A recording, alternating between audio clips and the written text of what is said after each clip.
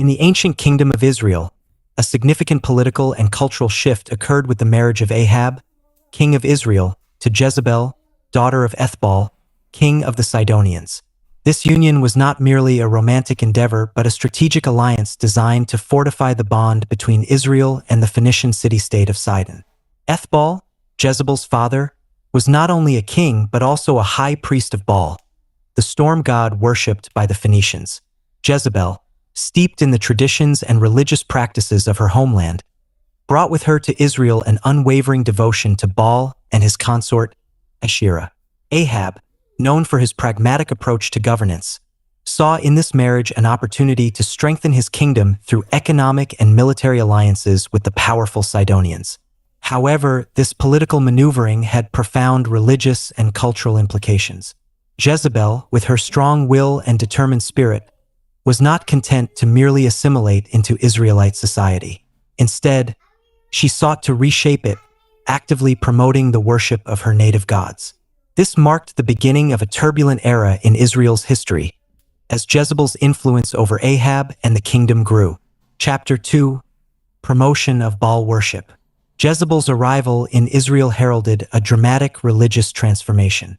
Determined to elevate Baal and Asherah above Yahweh, the God of Israel, she embarked on a campaign to establish and promote their worship throughout the land. She constructed grand temples and altars dedicated to Baal in the heart of Israel, particularly in the capital city of Samaria. These sites became centers of idol worship, drawing many Israelites away from the worship of Yahweh. Jezebel's zeal for Baalism was relentless. She appointed priests and prophets loyal to Baal and provided them with state support, ensuring their prominence and influence. The public ceremonies and rituals, often involving lavish feasts and orgiastic celebrations, captivated many Israelites, leading them into idolatry. Under Jezebel's guidance, the religious landscape of Israel was fundamentally altered, with Baal worship gaining unprecedented prominence. Chapter 3: Conflict with Elijah. The rise of Baal worship inevitably brought Jezebel into direct conflict with Elijah, one of the most powerful and uncompromising prophets of Yahweh. Elijah, a solitary figure clad in simple garments and living a life of asceticism, was a stark contrast to the opulence and decadence of Jezebel's court. His unwavering dedication to Yahweh and his fierce opposition to idolatry set him on a collision course with the queen. Elijah confronted Ahab and Jezebel, boldly proclaiming Yahweh's supremacy and denouncing their idolatry. His prophetic declarations of drought and disaster as divine retribution for their sins further strained their relationship. Jezebel, incensed by Elijah's defiance and the threat he posed to her religious reforms, viewed him as her mortal enemy. The stage was set for a fierce and enduring conflict between the prophet of Yahweh and the queen of Baal. Chapter 4: Persecution of Prophets. Determined to eliminate any opposition to her religious agenda, Jezebel launched a brutal campaign of persecution against the prophets of Yahweh. She ordered their systematic massacre, seeking to eradicate the worship of Yahweh from Israel entirely. Many prophets were hunted down and killed, their blood staining the land as a testament to Jezebel's ruthless determination. Despite the widespread slaughter, some prophets managed to escape. A faithful servant named Obadiah, who held a position of authority in Ahab's palace, secretly hid 100 prophets in 2 caves, providing them with food and water. This act of courage and defiance highlighted the deep divide within Israel and the growing resistance to Jezebel's tyranny. Chapter 5: The Incident of Naboth's Vineyard. One of the most notorious episodes in Jezebel's life was her role in the illegal seizure of Naboth's vineyard. Naboth, a pious Israelite, owned a vineyard adjacent to Ahab's palace in Jezreel. Ahab coveted this vineyard and offered Naboth a generous price or in exchange for a better one. However, Naboth, adhering to the ancestral laws of Israel, refused to sell his inheritance. Ahab's disappointment turned into sulking and depression. Seeing her husband's distress, Jezebel devised a sinister plan to obtain the vineyard. She wrote letters in Ahab's name, sealed them with his seal, and sent them to the elders and nobles of Naboth's city. In the letters, she instructed them to proclaim a fast and seat Naboth in a prominent place among the people. Then, Two scoundrels were to accuse him of cursing both God and the king. Following these false accusations, Naboth was stoned to death, and Ahab took possession of the vineyard. This act of blatant injustice and murder revealed Jezebel's cunning and unscrupulous nature. It also drew the ire of Elijah, who confronted Ahab with a chilling prophecy. In the place where dogs licked up Naboth's blood, dogs will lick up your blood, yes, yours. This prophecy foretold the grim fate awaiting Ahab and his house, further intensifying the conflict between Elijah and the royal couple. Chapter 6. Elijah's victory at Mount Carmel. The showdown between Elijah and the prophets of Baal on Mount Carmel was a pivotal moment in the religious struggle between Yahweh and Baal. In a dramatic public contest, Elijah challenged the prophets of Baal to call upon their God to send fire from heaven to consume a sacrifice. Despite their fervent prayers and frenzied rituals, Baal remained silent. Elijah, in stark contrast, built an altar to Yahweh, drenched it with water, and called upon the God of Israel. Fire descended from heaven, consuming the sacrifice, the wood, the stones, and even the water in the trench. The people, witnessing this miraculous display of divine power, fell prostrate and declared, "The Lord, He is God! The Lord, He is God!" Elijah seized the moment to execute the prophets of Baal, purging Israel of their corrupt influence. Jezebel, however, was undeterred. Enraged by the defeat of her prophets, she sent a message to Elijah, vowing to kill him by the same time the next day. Elijah, fearing for his life, fled into the wilderness, a fugitive from Jezebel's relentless wrath. Chapter 7. Influence over Ahab. Jezebel's influence over Ahab was profound and far-reaching. She was not merely his queen but a dominant force in shaping his policies and actions. Under her sway, Ahab engaged in numerous acts of idolatry and injustice, leading Israel further into moral and spiritual decline. Ahab's reign was marked by a series of conflicts and disasters, often seen as divine judgment for the king's and the nation's sins. Yet, Jezebel's hold on Ahab remained unshaken. Her fierce determination and strong personality overshadowed Ahab's more pliable nature, making her the de facto ruler in many respects. Despite occasional moments of repentance and reflection, Ahab was ultimately unable to break free from Jezebel's influence. His legacy was inextricably linked to her, with both remembered as symbols of apostasy and moral corruption in Israel's history. Chapter 8. Prophecy of Doom. Elijah's prophecy of doom against Ahab and Jezebel was a grim foretelling of their violent end. After the incident with Naboth's vineyard, Elijah confronted Ahab with a message from Yahweh. "Because you have sold yourself to do evil in the eyes of the Lord, I am going to bring disaster on you. I will wipe out your descendants and cut off from Ahab every last male in Israel, slave or free.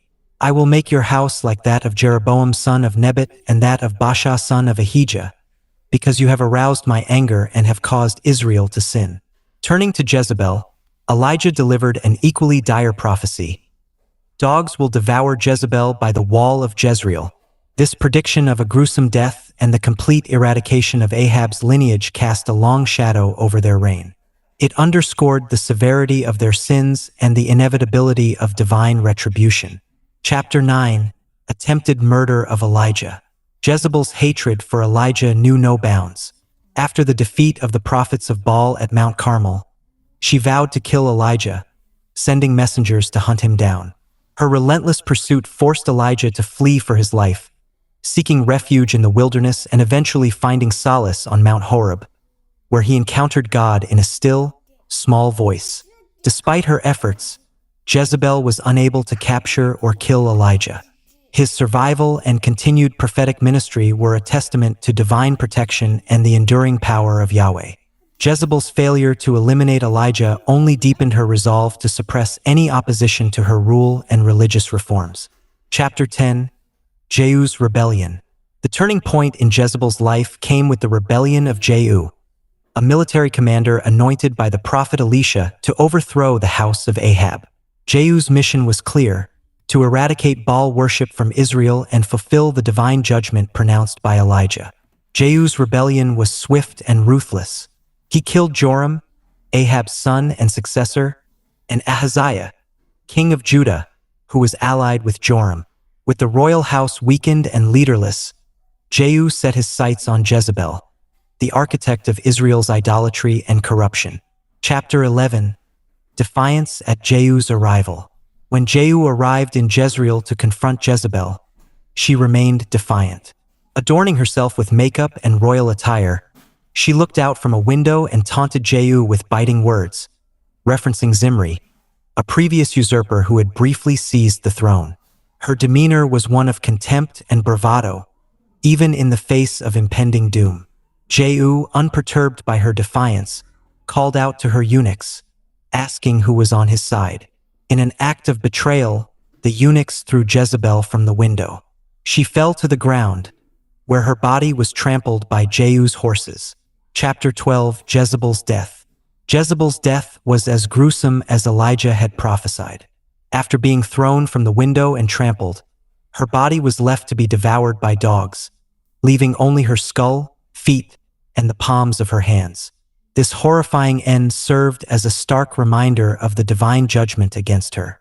Jehu, upon learning of her death, ordered her remains to be buried, but when his men returned, they found little left to bury. Jezebel's ignominious death and the desecration of her body were seen as fitting retribution for her life of idolatry, murder, and defiance against Yahweh. Chapter 13. Symbol of wickedness. In the annals of Israel's history, Jezebel's name became synonymous with wickedness and idolatry. Her actions and their consequences left an indelible mark on the collective memory of the Israelites. She was remembered as the embodiment of evil, a cautionary tale of the dangers of apostasy and moral corruption. Jezebel's legacy was reinforced in the New Testament, where her name was used symbolically in the book of Revelation to describe a woman leading the church of Thyatira into idolatry and immorality. This reference underscored her enduring reputation as a representation of evil and rebellion against God. Chapter 14. Impact on Israelite religion. Jezebel's influence on Israelite religion was profound and far-reaching. Her promotion of Baal worship and persecution of Yahweh's prophets led to a period of significant religious and moral decline in Israel. The consequences of her actions were felt long after her death, as subsequent kings and generations grappled with the legacy of idolatry and the need for spiritual renewal. The prophetic condemnations and divine judgments against Jezebel and her house served as powerful reminders of the importance of faithfulness to Yahweh.